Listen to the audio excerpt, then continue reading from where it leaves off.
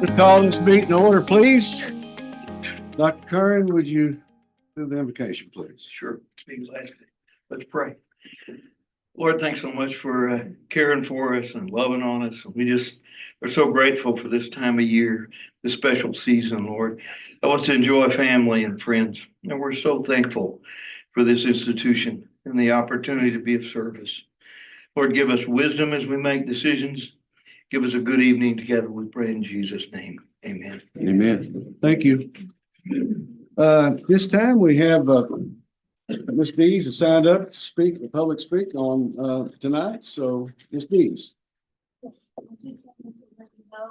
I was here last Monday night for the final concert, and I needed to go to the ball building before the concert. And I went over there and walked back from this parking lot. And thank you so much for all the wonderful lighting. I felt very safe. I could see anybody that would be walking around me. And I don't know who's in charge of getting all that done, but thank you very much for the very much lighting. I feel like all the students should feel safe in the evening if they need to walk around. Thank you. And you can thank Marcus right there. Thank you. Thank you, Ms. Dees. Our next order of business is open public hearing on Trinity Valley Community College policy statement for tax abatement. Board members, you had a copy of it in your file and to review before you got here. Are there any comments on this? Hearing none, that's more just a, we need to get a motion to approve these guidelines. I'll make a motion to approve the tax abatement. Oh, this is the guidelines. The guidelines for it. Did we open the public hearing? Yeah. Oh, I'm sorry. Do I hear a motion to open public hearing? Pardon me. Motion. He seconded. Dr. Hasten seconded. Thank you. Now, Ginger, would you care to make a motion to? Motion to accept the tax abatement guidelines. All right, any discussion? All in favor, say aye. I hear a motion to close the public hearing. Motion. Motion made, seconded by Dr. Curran. All in favor, say aye. Motion opposed, same sign. Motion carries. Okay, next item of business will be to consider and discuss tax abatement policy and guidelines. We've done that. President's report. All right. I want to remind everybody graduation this Friday at 10 a.m. at Athens. We have a record number of graduates for a fall graduation. We're setting about 75 students ahead of last year's fall graduation. So, and you're coming off of 1,100 graduates in the spring, and to have another significant increase in graduation at your next graduation is our people are doing the right things. The next thing I want to kind of talk to you about, I got one thing before I turn it over. I have a special update from our marketing department, our championship marketing department. They went off to their conference and came back with multiple awards. I want to give a good shout out to our theater department. Our theater department just concluded their production of Dracula, and they have been asked to be a holdover for the Kennedy Center American College Theater Festival Region 6 National Conference. Craig Lee and his group have done an amazing job. And if you missed this performance of Dracula, you missed the performance. The students did a remarkable job. I mean, the scenery, the costumes, the blood was all excellently done by our students. And we're very proud of them and their invitation to be held over. In the board meeting in spring, I'll be giving you some updates. We've had some soccer players that have received some national recognition and honors. And I'll kind of give you, that just came out at the end of the week, and I'll give you a rundown at the next board meeting on those soccer players. But now I'm going to turn over to our marketing department. Joanna has led an amazing group that have done some great things, and they are some of the key reasons that we're seeing the increase in growth and recognition at Trinity Valley. Thank you, Joanna. Thank you. Well, in true Trinity Valley fashion, the marketing department went to the National Council for Marketing and PR district conference in October. And we came home with some bling. I only brought 4 of the 8 that we came home with. We came home with 2 golds, 2 silvers, and 4 bronzes. And we wanted to give you a glimpse into a little bit, kind of pull the curtain back on what we do. Because the truth of the matter is, a lot of what advertising that we do, you all will never see because you aren't the targeted market that we are focusing on. You're not our student population that we're looking for. We do traditional marketing and advertising that you would know. So we do billboards. You've probably seen those in the district. We do radio. We are in the entire district on 6 stations. We do newspaper, some newspaper, not as much anymore. We do magazines. And we do on-air TV. So out of Tyler, we're using CBS 19, KTEK, and then KLTV, and doing over-the-air advertising. So that's the traditional stuff that you all would be able to see. But we do a lot of what we call targeted digital marketing. But before we get into that, I want to show you, this is last year. The picture on the left is us last year. We submitted 15, Shady? We submitted 15 different submissions. This year, we actually submitted the same amount. We submitted 15. We won in eight categories. We submitted in 9. So in every single category except 1, we got some type of award. We got that. So we went from two silver last year to 8 mixed awards this year. Next slide. There is a video on this one too, just so you know, in case the music starts playing. So this was one of our goals. This was our social media post or story.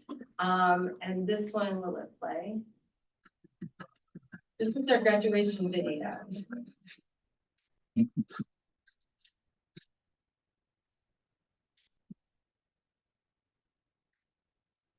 So this video was posted on our Instagram, our official account. It reached over 1,000 accounts. It had 2,400 views on it. And 50% of those views were actually non-followers. So those are prospective students that are just scrolling through. They might hear the song or something and it piques their interest. But we specifically put it on Instagram because that's when we're noticing a lot of feedback that's coming from our students. And Jorge Placio is our videographer. This was something very different to him, and so he was uncomfortable, and then the next thing you know, he came back with the gold award with it. Next slide. So this one is excellence in writing a short story. It was about a student that actually was at TVCC. I know him because we went to school together, and whenever we went to school, he was a DJ here and would do DJing in the area. Well, then he got an opportunity to DJ for cruise lines, and now he's actually a DJ for the popular baseball team, the Savannah Bananas. Oh. So I had reached out to him and I said, hey, I would love the opportunity to get to interview you. Maybe we can talk about what TVCC did for you. And in the story, he talks about how he always grew up with this ideal that going to community college is less than. In the story, he talks about how if I hadn't gone to community college, I would not be right where I am right now. So the story was actually picked up by our local media outlets, KTK, KLTV, and CBS 19 called him for interviews. He was texting me saying, if you get a call from a newspaper or magazine, please just shoot them my phone number because I'm getting calls. So, but it got 246 likes and 26 shares on our Facebook page because that's where we posted it at. So Next slide. This was, and you may have seen this was one of the shirts that Dr. Morrison gave to the employees. We designed that in our department, and it took a silver award for logo wear. So that one was very popular. And if you know, you know. Next slide.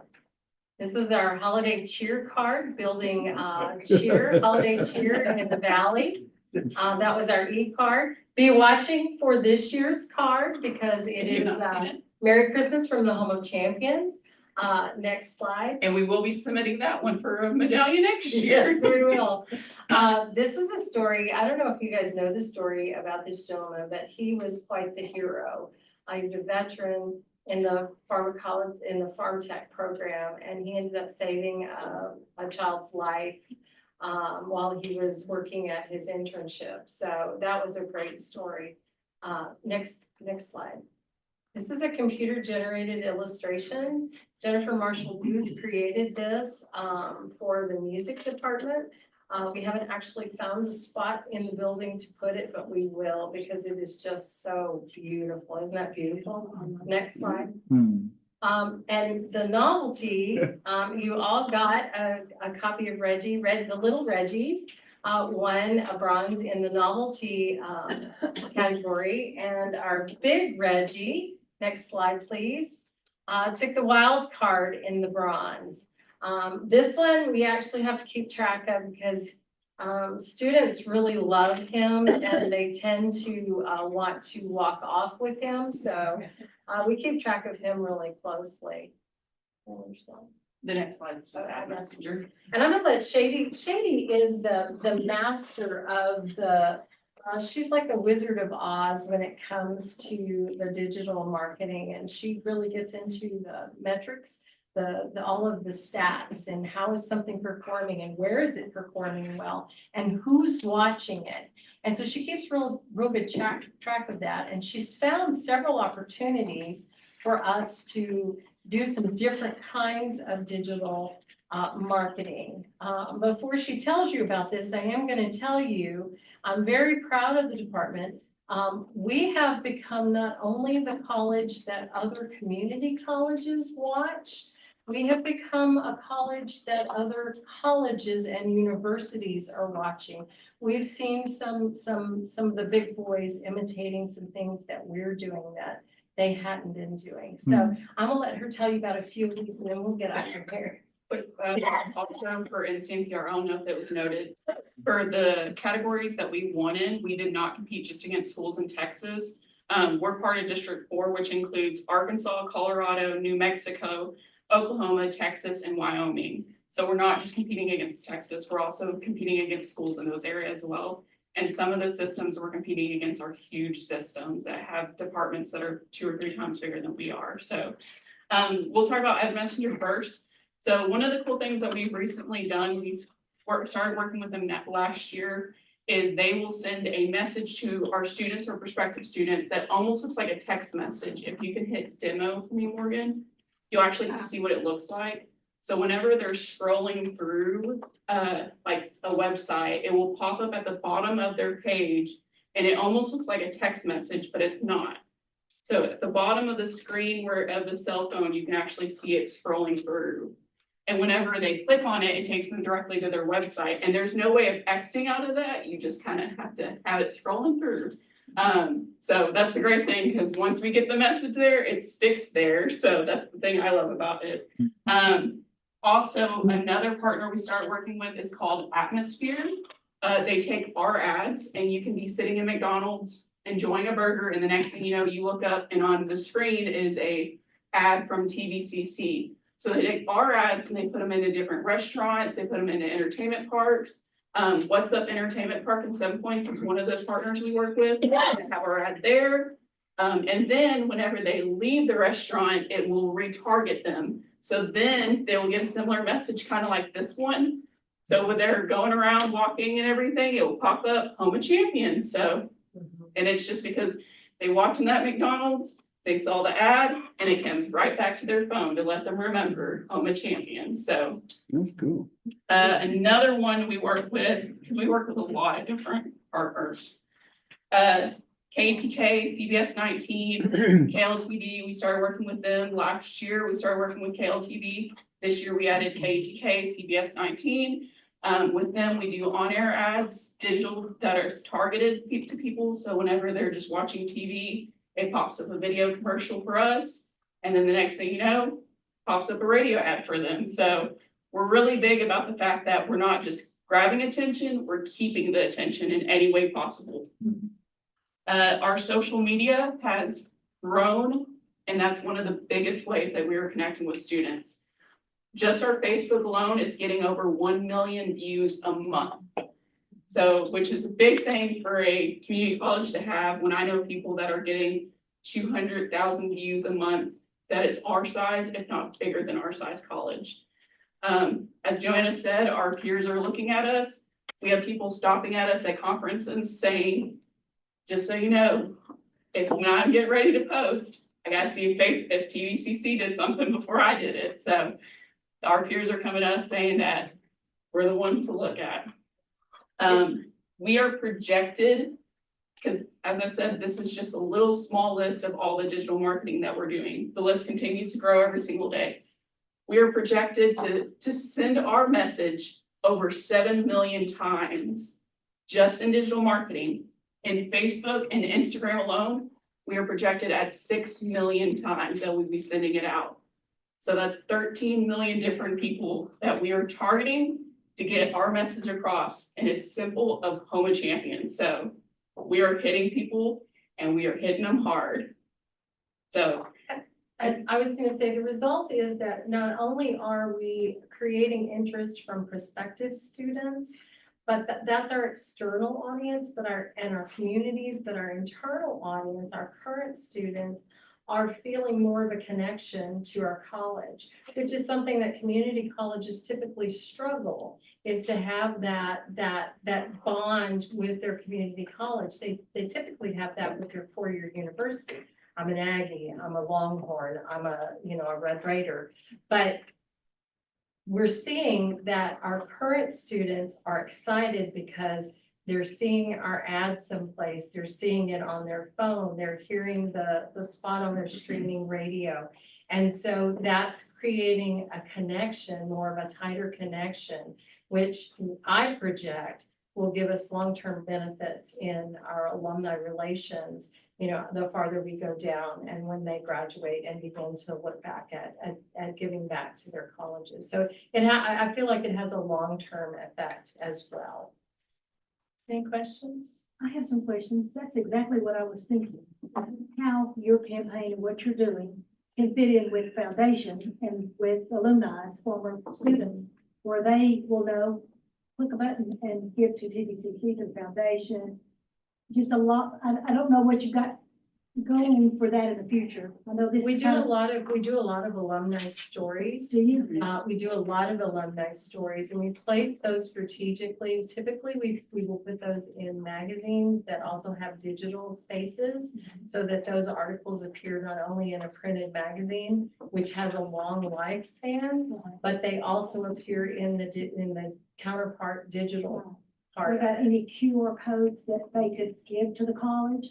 Any marketing for foundation grants or anything like that we're looking for? We do look at all the possibilities that we've got one right now that Dr. Morrison put us on, that we're scheming on how we can get this philanthropist's attention, and we're working on it. Okay. We're working on it. So yeah, there's all kinds of things that we're doing.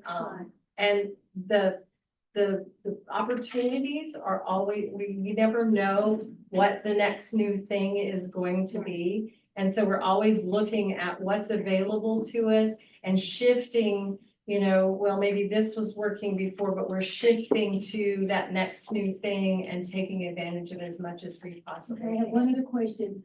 What about any of your patents or things that other colleges can't take away from us that we absolutely zero in? I know with the media like that, it's pretty fluid, but I'm just curious because at Texas A&M University, where I'm most familiar, we cannot use Texas A&M's name without paying A&M $5,000 to use their name. When we even have Aggie Mothers Foundation and different stuff, we don't as the foundation, but the vendors have to. If you're going to use Texas A&M's name in any way on anything that you're selling, you have to pay the college. So is that anything that you can put on your radar to think about? We hold a very tight rein on our logos and the use of our logos. We are asked frequently, hey, we had a bakery in town that wanted to use the logo on some cupcakes, and we chose not to allow that. So right now. Give me $5,000, I can do it. I mean, that's how it works. I mean, Sure. but I'm just curious to make sure that we're secure in those areas, because You know, we're growing and we're the home of the champions. I don't want anybody to lose our name. Well, we patrol that as closely as we can. There's Okay. always those that get by us and then, But you can call their hand, Judge, because I know A&M calls people's hands. and yes, all the ma'am, time. I have done that. Okay, I'm just curious. Yeah. But it sounds like Yeah. you're doing a great job. Matter of fact, Jackie made me tired with all the work she's doing. Sounds good. Thank you. Congratulations. Thank you. Thank you all a lot. Do y'all haven't know anything about real estate? Maybe later. Let's talk. Maybe later. I do have one more. Let's give a shout out to Caden Profili and Lightning and Aguilar. They won the first round and the third round of team roping. So Oh. the guys are tearing it up. All right, super. When can we go to rodeos? I bought rodeo clothes and I'm dying to go. Ours is in April. April, okay, go look. Thank you. All right, the next order of business, consider the minutes from October 27th board meeting. You all had these minutes sent to you. Do I hear any comments, additions, or corrections, or motion to approve? Motion approved. Second by Ron Day. All in favor, say aye. Aye. Opposed, like sign, motion carries. Okay. Consider business financial and investment reports for September and October. Mr. Hopkins. Good evening, board. I just want to point out a couple of things. Beginning of the fiscal year, kind of directing your attention to revenue, I just kind of give you a feel for how things flow this time of year. We've got $6 million of our tuition fees. That's about half. That's pretty much what you would expect for the fall. I want to direct your attention to state appropriations line. You notice that September is zero. The way the current funding works, and you can see how much state appropriations and ad valorem taxes are to our budget. And you look over to October, that was the first 50% we get in October. And that's $8 million, half of our appropriation. So our cash flow, you can see it's very good that we're a college that has an excess at the end of August, because our funding, we get tuition, but we got a lot of expenses that go out in September. So we've got that money that we have until our current year funds come in. But the way the funding works, most people are going to pay property taxes in January. That's just the way it works. And it's 50% of your appropriation. So, and you can see if you scroll to the bottom, at that point, we only had $1 million left over. And then you look to preliminary October, and you got almost 8 million. That's kind of the way things flow, and that's the funding model that we're on, but we're very proud to have that reserve at the end of the year that gets us through until that cash comes in. Switch over to the investment report. Still got 31.1 million in capital reserve. Our interest rates are still hovering at 4%. I think the feds are headed down with that, but if I knew exactly what they were doing, I guess I would already be retired. So, the next page, Jennifer's giving you the cap reserve. Again, that's just a reconciliation. A lot of projects going on. We didn't have a lot of activity that month. The last page, I want to give you a chance just to, you've had all this in your packet. A lot of activity in September, as I said. Talking about cash flow, we got almost $1 million in insurance, all the payrolls, and that's the thing. Obviously, at the beginning of the fiscal year, that's when a lot of stuff comes due for that current business cycle. Does anybody have any questions about that?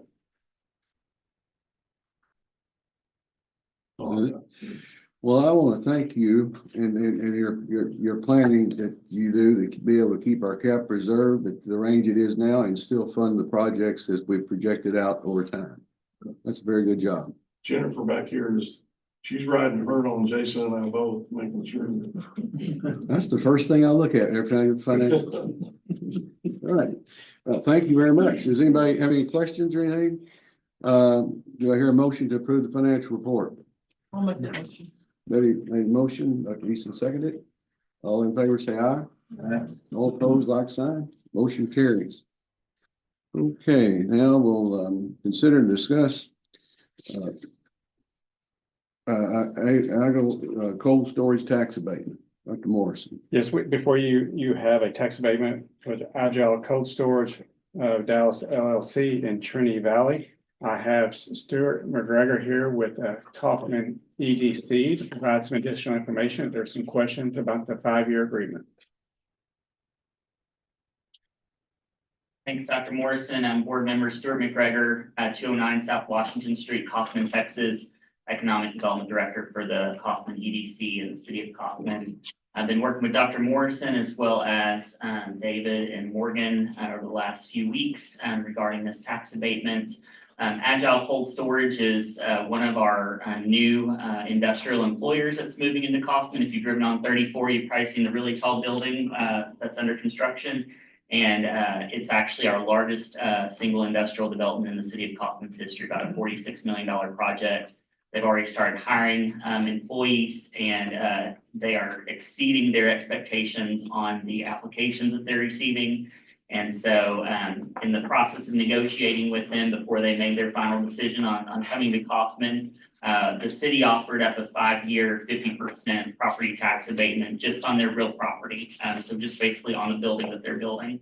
And so we had spoken with Dr. Morrison about partnering with y'all to help match us on that at 5 years, 50%. The county is also considering a tax abatement at their meeting next week. And so it's going to be, I think, a really good employer, not only for Kaufman, but for y'all's district. They're a third-party logistics provider. Y'all will probably know the name John Souls Foods out of Tyler. That's actually their tenant that's going to be inside of it. And the value of that inventory is going to be about $80 to $100 million from what their tax consultant shared. And so y'all will be able to take advantage of the full bore of that revenue that's going to come into y'all's district as well. So again, 5 years, 50% is what we propose, and happy to answer any questions that y'all may have on this. I've just got one in terms of, policing the activity, but, will you have annual audits? Will your office do those? Yes. So attached as an exhibit to this abatement is a reporting form that the company will be required to fill out annually.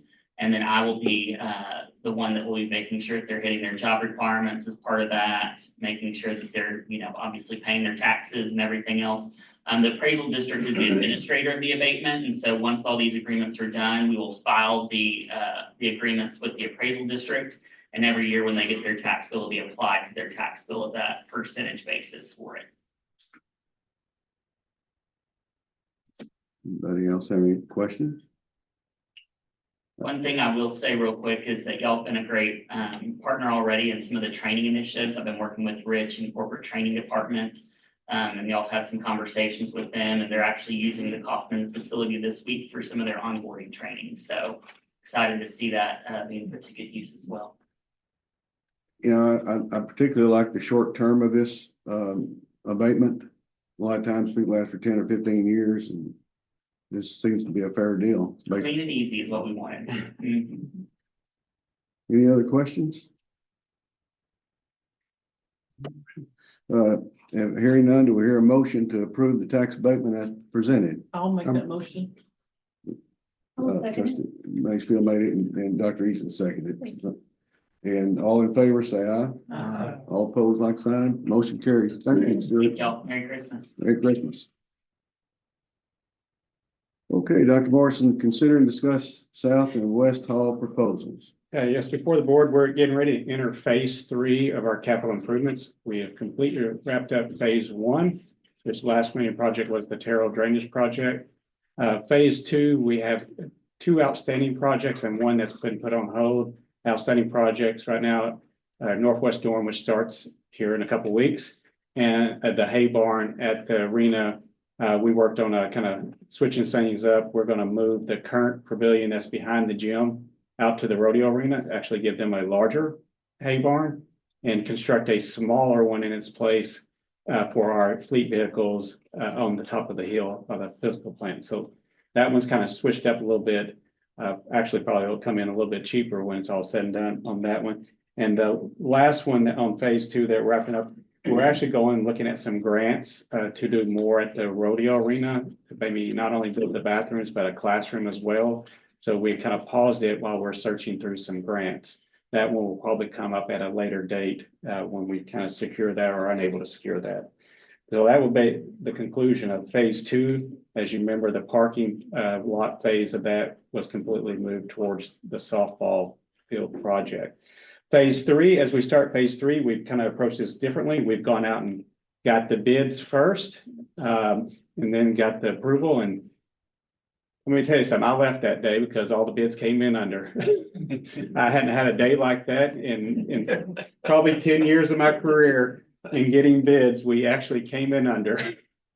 And so we're excited to announce the full renovation project of South Hall, which will soon be the home of the Cardettes, as they will take up all the beds in there as they will increase their numbers. And we had some final things that we needed to do on West Hall, the door frames, doors, and based on notification from the city, we are now installing sprinkler systems in both West and South Hall, which is part of the expense of this project as well, because any type of renovation, once it gets over a certain dollar amount, requires you to bring those up. But that is for the safety of our students, and we're excited to do that as well. I have Marcus here for any additional information that's needed on this request for these two projects. As you can see, South Hall came in at 879,000 some change, West Hall 463. To be honest, we actually budgeted 1.6 million because we had some carryover from phase one and phase two to go towards this project. As you can see, we're well under. Later when we get into the spring, you'll see our next capital project will come in. We'll have bids for Gibbs Hall, or the Gibbs building. We already have a partnership with Train for our HVAC. That's part of the phase. Because we have a smaller number of projects and we have a roofing project that will be coming to the board in January for the cafeteria roof and the liberal arts roof. And glad to say those both came under estimate as well. So we consider that winning right now, at how these have come under a budget. But this is all for the start of phase three, South and West Hall renovations. Just need board approval. Or if you have any questions for Marcus. Anybody have any comments? If not, we like to hear a motion regarding the approval of Talbot Rod LLC for the proposed contractor. I'll make that motion. Dr. Kern, second. Thank you. Any discussion? Haven't hearing none. Do I hear a motion to approve? Motion. All in favor? Second, opposed, like sign, motion carries. Thank you. Consider and discuss general maintenance services. Before you board, you have a approval for general maintenance services. As we address a lot of maintenance issue on campus, we're looking to kind of create a more kind of bulk rate for us, having multiple projects, or the understanding that the companies may have multiple projects, so they give us better pricing on those projects. Marcus is here to kind of explain more in depth through the process, how we selected these vendors and the purpose and the saving. Kind of allude to the potential savings through having a general maintenance agreement. This is something that actually we learned from some other Texas community colleges who do this and have said that they've found it to be useful. Actually, our contract expert, Jessica Brown, brought this idea to me and I thought it made a lot of sense. I think if you're familiar with our procurement process as public college, that the way I look at it, the helpful way that I look at it is these general maintenance agreements effectively make non-co-op vendors basically fall under co-op procurement process, I guess you could say, in the sense that they pre-bid their services, which is what you have before you, for the remainder of the fiscal year. Each fiscal year, you would need to bid it out again for new rates. And this does not bind the college to use them at all, or to use them according to this general maintenance agreement. We could just ask this same vendor for a general quote and get multiple quotes. Or we could, if we asked them to use this general maintenance agreement, they would use these rates. The benefit of that for the vendor is that they want to do business with the college. The benefit for the college is if we don't have time to get multiple quotes, these are vendors we have worked with, all of these vendors in front of you, we've worked with for quite some time and have good relationships with, so we know their quality of work, we know their rates and that they're fair rates. And so it allows us to do work with them without having to go out and get multiple quotes in the same way that we would with a co-op vendor. So it doesn't bind the college in any way. It basically gives us this option to save time when needed in order to avoid having to get more quotes on HVAC repairs, so to speak. When we know this dorm has HVAC issues, these kids are in there sweating or freezing, we need to get this fast, we don't have time to go get other quotes. We have this general maintenance agreement, we know we can go use this vendor or this vendor. And so you'll notice for HVAC or plumbing, there may be more than one vendor under that category. And the reason is they may not even have the same rates. Well, one vendor may have more of a specialty. We know these vendors because we work with them. So we know we'll especially go to this vendor for this type of work, this one for this type of work, even though both fall under plumbing. Or one is not able to respond as quickly as the other. We're willing to pay the premium because these kids are in their room sweating. So that's just a kind of a quick and dirty way. If you have more detailed questions, Jessica Brown, I think is still here. Thankfully she is. Or she can correct me if I've gotten it all wrong. You have a question? I do have some questions. Yeah. I don't see any local, businesses on this list. That concerns me. I mean, I think this is great and I understand how the co-op works, but I'm wondering, are we giving an opportunity to the local people here that support us every day? Yes, ma'am. So the way that we did it working together is we came up with the categories. And then Jessica said, okay, Marcus, you and Tony Buford, give me a list of all the vendors you can think of that we regularly do business with. Of course, there are a lot of local vendors as well. We didn't happen to get bids from local vendors. We wish we had. We do have the option. We can go out to bid again at any time for this. We're not bound by a certain window of time. And we've talked about doing that. And I've already talked to a couple of them. Do you think I'm not sure if not you, in a co-op? I think no, they are not in co-ops. Yeah, But I think that's my the guess, reason. some of them, well, I know for a fact, at least one of them didn't quite understand the arrangement. And so I think it may take some time for them to understand this agreement and what we're doing, how it benefits both the college and them potentially.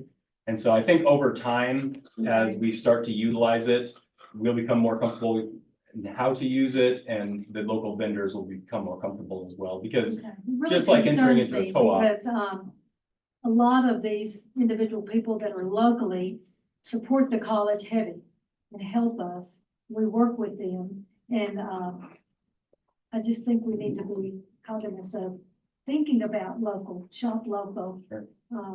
I love the co-op. I'm familiar with it. I know a lot of the business in town don't want to be a part of a co-op because they can't compete. But these are non-co-op. These are not. By Yes, definition, ma'am. those Okay. who bid are non-co-op. If you're on a co-op, you wouldn't need to have this. Okay, this that's what I to- wanted to make certain about, Mhm. okay? And there are Great.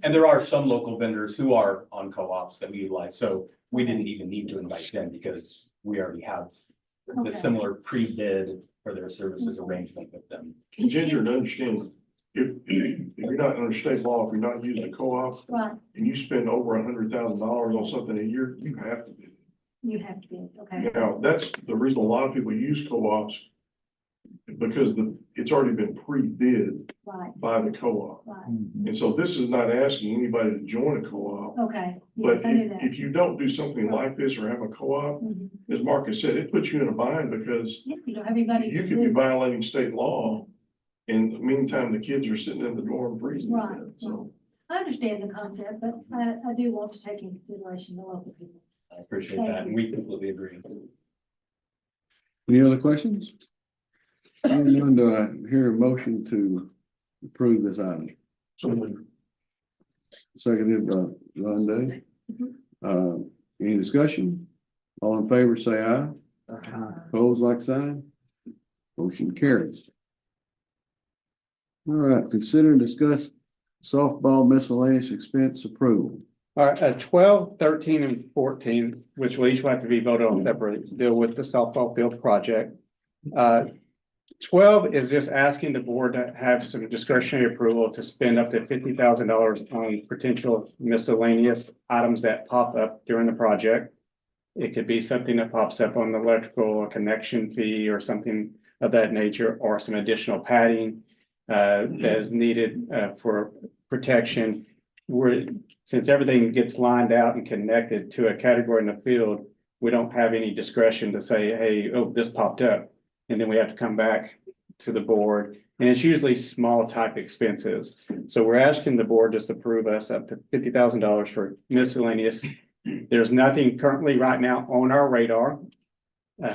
We do have $35,000 left over on the contingency that was already approved for the field project on some items and a couple of change orders that came through.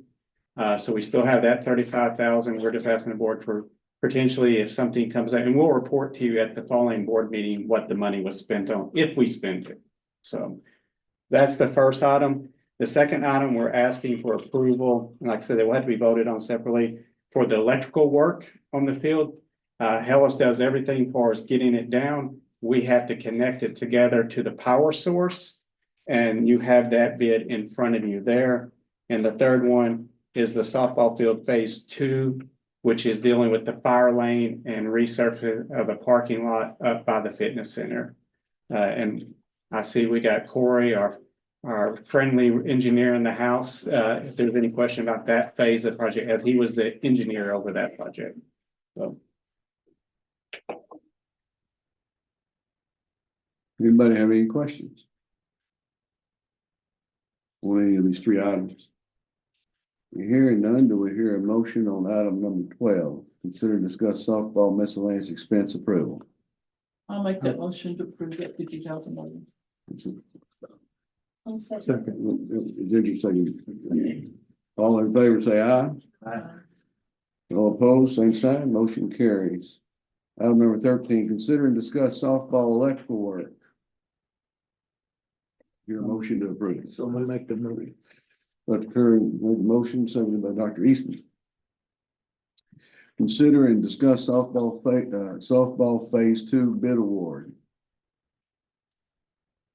Your motion to approve that one. Now, I want to remind everybody, they came in under bid. Because if you remember the last meeting, the board approved spending up to $784,000 for phase 1 and phase 2 of the parking lot. And the total at this time, outside of engineering, is $479,000 with the 2 bids. You think we'll have a lot of change orders? We better not, or we're gonna be missing an engineer. Sorry, Corey.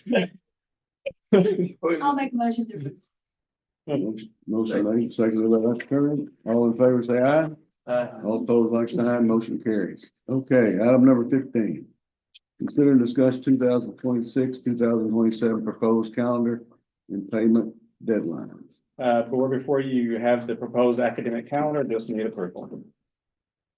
Do we have any questions or comments? Hearing none, do I hear a motion to approve? Motion. Dr. Singer made the motion, Dr. Houston seconded. All in favor, say aye. Opposed, like sign. Motion carries. Okay, let's see. Item number 16, consider and discuss Hunt County Appraisal District Board of Directors vote. You have before you the appraisal district, Hunt County Appraisal District's notice of electing potential electing people on their board. I'd like to remind the board that it's been our policy over the last few years, and if we don't have someone specifically we want to recommend, we just simply decline to name someone, but that's up to the board to make that decision. If you don't have anyone, I'd like to have a motion to just move that we decide not to decline nominating anyone at this time. Ron Day made the motion. Do I hear a second? Dr. Curran, all in favor say aye.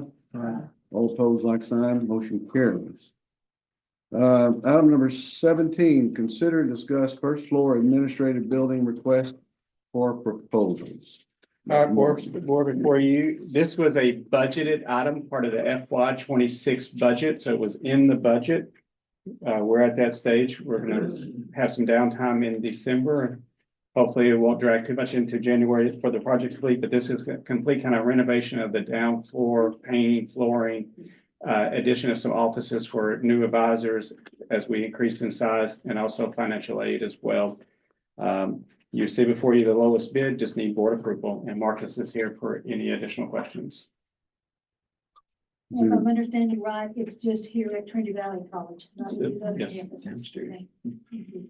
You've probably seen some of the demo already. I'll make that motion to approve the, first level. Second by Dr. Curry. Motion made second. All in favor, say aye. Aye. All opposed, like sign. Motion carries. Item number 18, this is similar to the last one we had, to consider and discuss Henderson County Appraisal District Board of Directors vote. I know this one, for some of us, is more familiar with this, and I asked Dr. Morrison today, I said, well, I know our policy is not to vote on it, but I said, I remember the last time this came up, voting on it. And he promptly had Morgan look and told me that was in 2020. Time flies when you're having fun, I guess.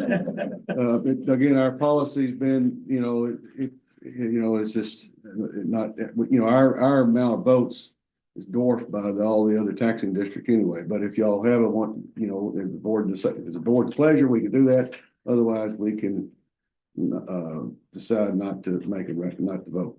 Is it one person that we would choose? No, evidently there's several positions open, and they got 384 votes is what TVCC has, and you could mark a party and then set aside the number of votes you want for that individual and sign it and send it in.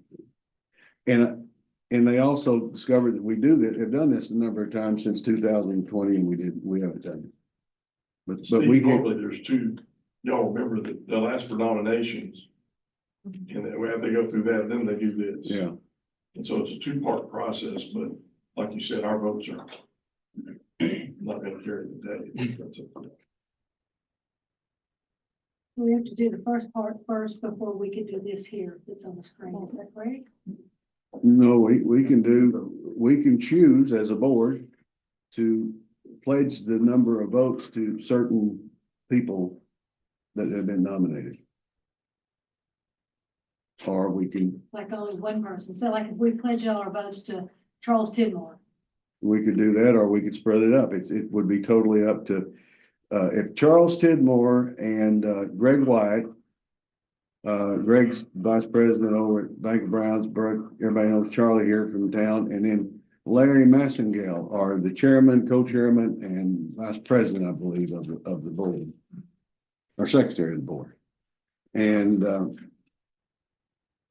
and I don't know, the other folks are, I guess, just running at large, put their name up, and we're nominated. Does it make them think that we're not interested when we don't use our votes? I don't know how many times we decided not to vote since 2020. Is it every year?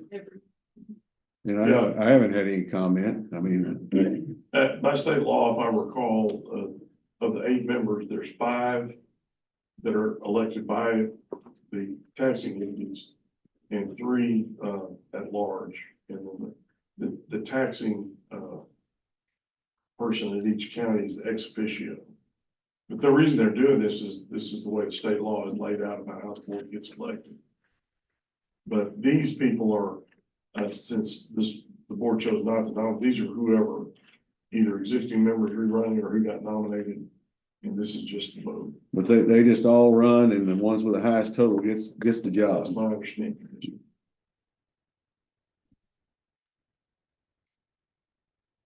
I would like to maybe use our votes if others here feel that way and not just pass it up if we can.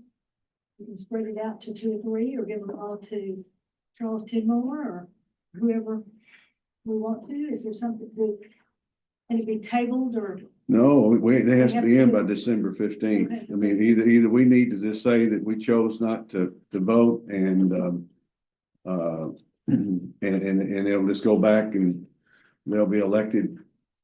I don't want to think we're not interested. What do you think, Dr. Kearns? I mean, I'm okay either way, but I just think it's very important, and we do know quite a few people on this nominee. I mean, we do have over 300 votes that we could use. Just because we've done it in the past and just let them take care of it doesn't mean that we can't be responsible. You probably have the best, knowledge of the Uh-huh. people that should be, were the three you mentioned. Well, I don't know Mr.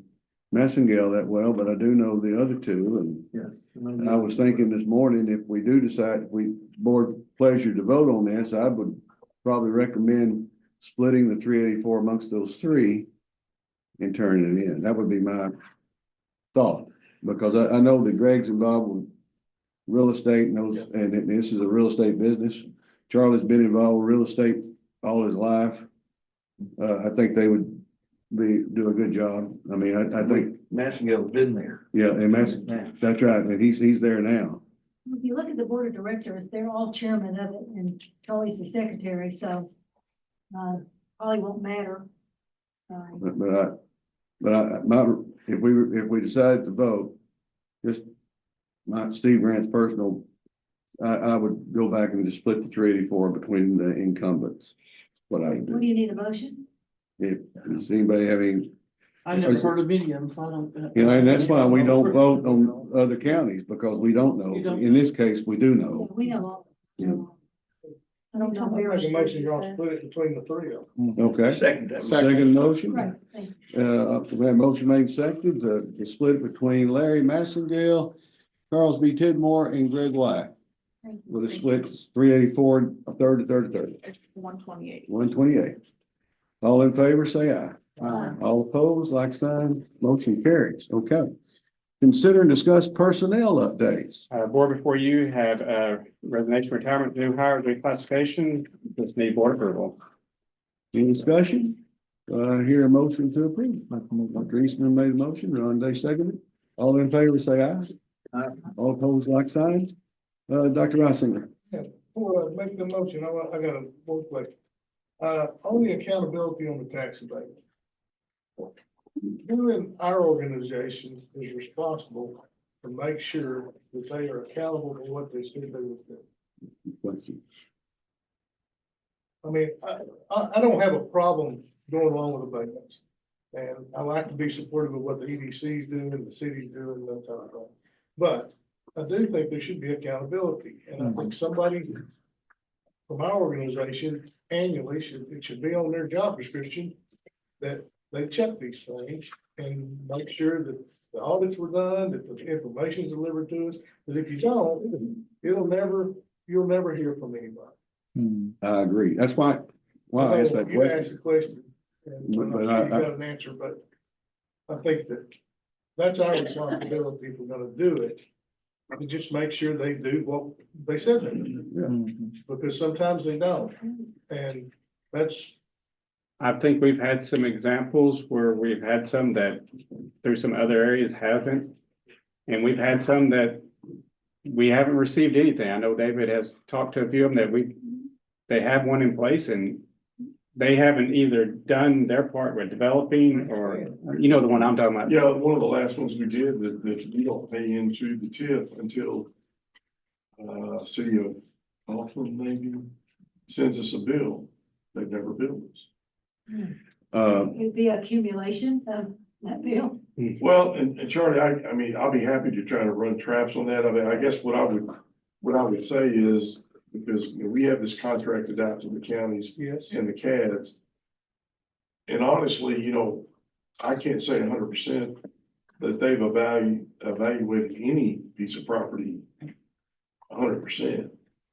But I can make sure that, for example, the audits are done, that kind of thing, but Whoever's supposed to report to us, to the school, I'm not saying this to the board, but to the school, did we get the report? I mean, that's all I'm asking. And if, I got a question, along those questions, I mean, I thought this morning, I meant to bring it up a while ago, but if they're doing an audit and see if it's been done, well, is it done before the tax statements go out? I mean, if they haven't done the audit before the tax statements go out and it's built in the statements that they're getting the abatement, but they haven't complied with the abatement, is there a, I mean, Doesn't sound legal. So it doesn't sound well, like I think there need to be, accountability. just clarify that part of it. I mean, I think we need a master list of all of them we've granted. Did we get the report? It needs to be reported to the board, you know, once a year, whatever time that should be. We got these reports, these were done, we didn't get these. And I don't know what action we would take, but at least we would know it wasn't done. Yeah.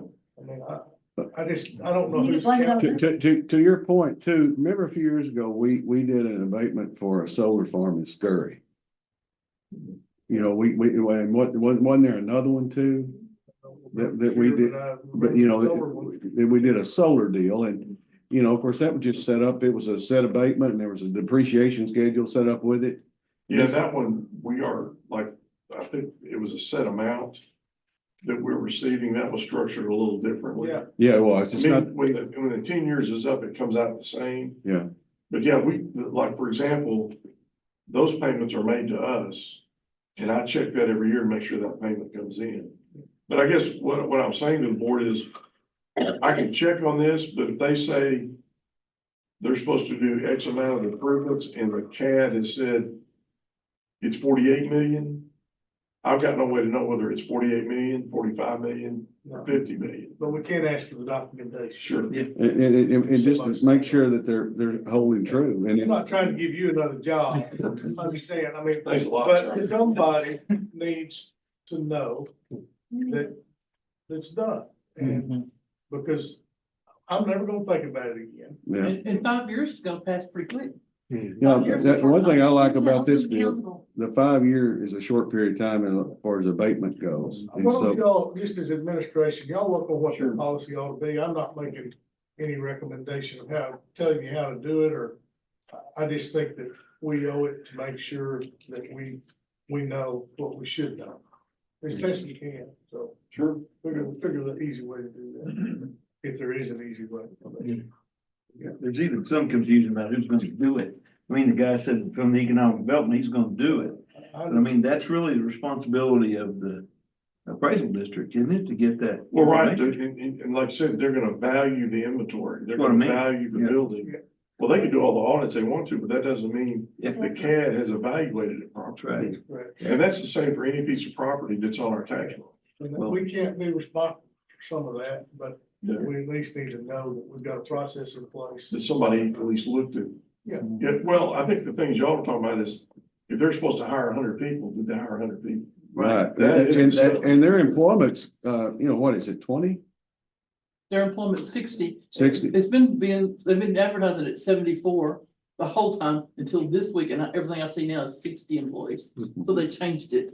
So, but I mean, 60 is good, but But, you know, the way I look at these abatements, it's 460, is it $460 million or 46 million, $46 million worth of improvements that wasn't there. So at 50%, we're getting $23 million worth of improvements. I think what Dave and I will get together and we'll compile a list of all the ones, the turrets and abatements that we have, just so we can kind of, because they're the ones that we've done since I've been here, there's only been about 3, I believe, but there was a number done before, but we'll compile a list. Yeah, that's Just to what I provide to the officers every year. When I got here, I had to figure out how many do we have, how many have expired, when do they expire? And so I've already got a list. Like I said, unfortunately, And what I'm bringing up may already be being done. I don't know. I just feel like we need to have some formal place in the calendar every year where we assess that we've gotten what we should have got. That's. And it's I easy, think they I may mean, be, so, excuse me, I think they'll be, maybe be surprised that we're inquiring about it, kind of keep them on their toes. well, and it's easy and this is the wrong approach, but it's easy to kind of say, well, if the city of Kaufman's not complaining, I shouldn't, or if the county's not doing it, I shouldn't. We're the small kid, but we really should, because we have a fiduciary right to do, right to do it. And Well- another thing, that person that's at EDC, it's a job that changes pretty quick and pretty regular. How do we know the next guy's gonna follow through with it if we don't have some checks and balances in place? Just- And it kind of depends on which, the one I was speaking of, where they pay the taxes and then I get a bill to refund it. Yeah, You know, some of them are, so, those taxes have been paid and they've never billed me for it. Hey, I'm not gonna chase you down. Send me an invoice, send me the documentation. So every one of them is structured a little differently. Those are easy to track because if you're gonna let me keep the taxes, okay. Yeah, if they send you a bill, I'm not worried about you finding. But it may slip through the cracks, and then I've known where you get a bill for, something that should have been done 2 years ago or something, or, you know. I mean, I had that to happen locally with a computer company. I did not get a bill for the work they did in 24 or 23, and then they hit me with it in 25. I wasn't very happy. So I did have to pay it, but, you know, I think we just need to. Well, I've called and emailed, this one in particular, I called and emailed the city manager, they won't return my calls. Then you're done. And so I'm not gonna chase them Just, down. no, I just would save my emails. And what, on the other question I had on rodeo arena, what are you looking for on grant? What, We're trying to find a grant, to not only to build the bathrooms and stuff, but maybe add an additional, classroom and showers and things like that for the kids. So we're just out there looking at different grant what opportunities, kind of money are you talking? all in $500,000. Big- I mean, we have $150,000 earmarked, by the time we start building some showers and a couple of classrooms or multi-purpose rooms, it'll add up quickly. Some site work around All that. right. And so, yeah. Do you think, That's there's- just curious. do you think there's a possibility of getting those grants? Or should we go We're out early in that stage of looking. solicit to get a sponsor or vote? We're exploring. Right. We're exploring different options because if we're going to put some money out there, we want to do some that's beneficial to the student athletes. And, you know, we can go out there and build the bathrooms right now, but if we have an opportunity to seize a grant or maybe seize someone that's interested in supporting that, we'd rather do it at once. That's why we kind of just tabled it to explore all options that we have. There's a big need. We There's a we really did just big get need. finished redoing their stalls. Our rodeo coach and his members redid all the stalls inside their arena area or stall area. So we've been doing some steady updates to that area. But the coach has asked about, you know, what's the potentiality of creating a classroom out there as well. All right, I was just curious. Especially bathrooms and parking for the young. We have parking pads and are some of the kids living out there in their travel trailers? How do you make it stretch it out? I make most of it, Jeremy. All in favor? Second. All in favor, say aye. Thank y'all.